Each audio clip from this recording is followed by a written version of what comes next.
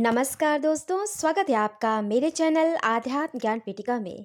दोस्तों, आज के वीडियो में मैं आपको बताऊंगी वर्ष 2023 में मकर संक्रांति पर्व कब मनाया जाएगा। मकर संक्रांति के दिन स्नान, ध्यान और दान का शुभ मुहूर्त क्या रहेगा। दान में किन वस्तुओं का दान करें जिससे हमें अक्षय फल की प्राप्ति हो, और इस पर्व का भौतिक और आध्यात्मिक जीवन में क्या महत्व है आदि के बारे में इस वीडियो में जानेंगे। तो वीडियो शुरू करने से पहले आपसे रिक्वेस्ट है, आप मेरे चैनल को सब्सक्राइब कर ले और वीडियो अच्छा लगे तो उसे लाइक और शेयर जरूर करें। मकर संक्रांति हमारे देश भारत का एक महत्वपूर्ण और प्रसिद्ध त्योहार है। हिंदी पंचांग के पौष माह में जब सूर्य धनु राशि को छोड़कर मकर राशि में प्रवेश करते हैं तो उस दिन मकर संक्रांति का पर्व मनाया जाता है। अंग्रेजी कैलेंडर के अनुसार मकर संक्रांति पर जनवरी माह में 14 या 15 तारीख को पड़ता है। इस तारीख को ही सूर्यदेव धनु राशि को छोड़कर मकर राशि में प्रवेश करते हैं। मकर संक्रांति के दिन से सूर्य की उत्तरायण गति प्रारंभ हो जाती है, इसलिए मकर संक्रांति को कहीं कहीं पर उत्तरायण भी कहा जाता है। मकर संक्रांति भारत के विभिन्न प्रांतों में अलग अलग नामों से जाना जाता है और वहाँ की सभ्यता और संस्कृति के अनुसार भांति भांति के रीति रिवाजों से भक्ति भाव और हर्षोल्लास के साथ मनाया जाता है। तमिलनाडु में इसे पोंगल नामक पर्व के रूप में मनाते हैं, तो कर्नाटक, केरल और आंध्र प्रदेश में इसे संक्रांति के नाम से जाना जाता है। गुजरात में यह उत्तरायण के नाम से जाना जाता है। वहीं बिहार और उत्तर प्रदेश में मकर संक्रांति को खिचड़ी नाम से जाना जाता है, जबकि असम में यह माघ बिहू नामक पर्व के रूप में मनाया जाता है और पंजाब में यह पर्व लोहड़ी के नाम से मनाया जाता है। खगोलीय और धार्मिक दोनों ही दृष्टि से देखें तो मकर संक्रांति का बड़ा ही महत्व है। वैज्ञानिक दृष्टि से देखें तो पृथ्वी सूर्य की परिक्रमा करती है। भारत उत्तरी गोलार्ध में स्थित है। जब सूर्य पृथ्वी से दूर हो जाता है तो सूर्य की किरणें पृथ्वी पर बहुत कम पहुंचता है। प्रकाश कम होने से पृथ्वी पर ठंडी बढ़ जाती है, जिससे इस समय सर्दी का मौसम हो जाता है और रातें लंबी, दिन छोटे हो जाते हैं। यह स्थिति सूर्य की दक्षिणायन कहलाती है। मकर संक्रांति के दिन से सूर्यदेव दक्षिणायन से उत्तरायण में प्रवेश करने लगते हैं और इस दिन से ही ऋतु में परिवर्तन शुरू हो जाता है। मकर संक्रांति से सर्दी में कमी आने लगती है और शरद ऋतु के जाने का समय आरंभ हो जाता है और बसंत ऋतु का आगमन शुरू हो जाता है। मकर संक्रांति के बाद दिन लंबी, रातें छोटी होने लगती है। वही धार्मिक दृष्टि से देखें तो मकर संक्रांति के दिन सूर्य धनु राशि को छोड़कर मकर राशि में प्रवेश करते हैं। इस दिन सूर्य उत्तरायण होते हैं। शास्त्रों में बताया गया है कि उत्तरायण देवताओं का दिन और दक्षिणायन रात होती है। जब सूर्यदेव दक्षिणायन होते हैं तो यह समय मांगलिक कार्यों के लिए शुभ नहीं होता है। भगवत गीता में भगवान श्री कृष्ण कहते हैं, जो व्यक्ति उत्तरायण में शरीर त्याग करता है उसे मोक्ष की प्राप्ति होती है। दक्षिणायन में शरीर त्याग करने वाले को पुनः शरीर धारण करना पड़ता है।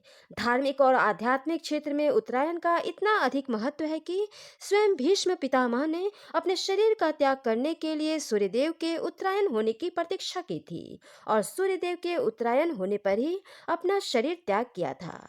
मकर संक्रांति के दिन से सूर्य के उत्तरायण हो जाने से शादी ब्याह जैसे मांगलिक कार्यों का मौसम शुरू हो जाता है। मुंडन, कर्णछेदन, उपनयन संस्कार, गृह प्रवेश आदि शुभ कार्य शुरू हो जाते हैं। बहुत से लोग अपने बच्चों की शादी विवाह के लिए सूर्य के उत्तरायण होने की प्रतीक्षा करते हैं। उत्तरायण काल में शादी विवाह जैसे मांगलिक कार्य करना सबसे शुभ और मंगलदायक माना जाता है। माना जाता है कि मकर संक्रांति के दिन सूर्यदेव अपने पुत्र शनिदेव से मिलने स्वयं उनके घर जाते हैं और शनिदेव मकर राशि के स्वामी हैं। पिता और पुत्र के मिलन के इस दिन को लोग मकर संक्रांति पर्व के रूप में मनाते हैं और मान्यता यह भी है कि मकर संक्रांति के दिन ही माँ गंगा जी इस पृथ्वी पर अवतरित हुई थी और इस पृथ्वी को अपने पावन जल से पवित्र किया था। पृथ्वी लोक के लोगों को अपने पावन जल से मोक्ष की प्राप्ति का अवसर प्रदान किया। इसलिए मकर संक्रांति के दिन गंगा स्नान का बड़ा ही महत्व है। भारत के सभी गंगा घाटों पर लोग इस दिन स्नान करने पहुंचते हैं। इस दिन इलाहाबाद में गंगा, यमुना और सरस्वती के संगम पर मेलों का आयोजन भी होता है। इसके अलावा अनेक प्रमुख तीर्थ स्थलों पर भी मेले आयोजित किए जाते हैं, जहां लाखों की संख्या में लोग पहुंचकर गंगा स्नान करते हैं और दान पुण्य कर अपने जीवन को धन्य बनाते हैं। मकर संक्रांति के दिन भगवान सूर्यदेव की पूजा और आराधना की जाती है। सभी लोग इस दिन गंगा स्नान करके सूर्यदेव को जल में लाल पुष्प, अक्षत, तिल और गुड़ मिलाकर अर्घ देते हैं। अर्घ देने के बाद इस दिन दान पुण्य करना सबसे श्रेष्ठ और पुण्य का काम माना जाता है। इस अवसर पर दान पुण्य करने से कई जन्मों के पाप धुल जाते हैं और अक्षय फल की प्राप्ति होती है। भयानक और गंभीर रोगों से मुक्ति मिलती है। जीवन में सुख, शांति और समृद्धि आती है। इस दिन खिचड़ी और तिल के मिष्ठान का भोग सूर्यदेव को लगाया जाता है और उसे ही प्रसाद के रूप में खाया और बांटा जाता है। दान में तिल की बनी चीजों का दान करना अत्यंत पुण्यकारी माना जाता है। इसके अलावा दान में कंबल, खिचड़ी, घी, गुड़ और गर्म कपड़ों का दान दिया जा सकता है। इस साल 2023 में मकर संक्रांति पर्व 15 जनवरी 2023 दिन रविवार को मनाया जाएगा।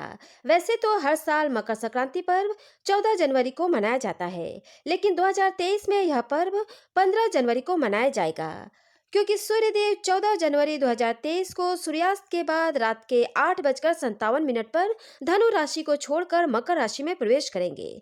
संक्रांति के दिन स्नान, ध्यान और दान का कार्य दिन के समय किया जाता है, इसलिए उदया तिथि 15 जनवरी को ही बन रहा है। इसलिए मकर संक्रांति पर्व 15 जनवरी को मनाया जाएगा। मकर संक्रांति पूरे काल का समय रहेगा सुबह 6:19 से लेकर शाम के 5:13 पर।